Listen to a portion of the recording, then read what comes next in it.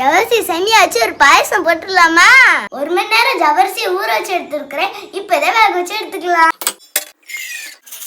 ஜவரிசி சூப்பரா வந்துருச்சு. இது பாயச சேமியா. இதை இப்ப நல்லெண்ணெய் நறுக்கி எடுத்துக்கலாம். இப்போ சேமியாவை போட்டுடலாம். சேமியா நல்லா வெந்துருச்சு. இப்போ சேமியாவை ஜவரிசி கூட சேர்த்துடலாம். இப்போ ஜீனி சேர்த்துக்கலாம். ஜீனி நல்லா கரையிட்டோம். பாலை கொதிக்க வச்சுக்கலாம். நிறைய முந்திரி, நிறைய திராட்சை பழம், 2 ஏலக்காவை பிச்சு போட்டுக்கலாம். இப்போ தேங்காய் பூ சேர்த்துக்கலாம். இப்போ நம்ம அடுப்பு ஆஃப் பண்ணிட்டு பால் சேர்த்துக்கலாம். நெய் சேர்த்துக்கலாம். திராட்சை எவ்வளவு அழகா புஷ்ஷுன்னு வருது பாருங்க.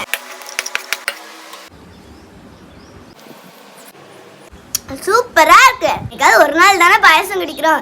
இனிப்பு அதிகமா சேர்த்தாலும் ஒன்றும் தப்பு இல்லை.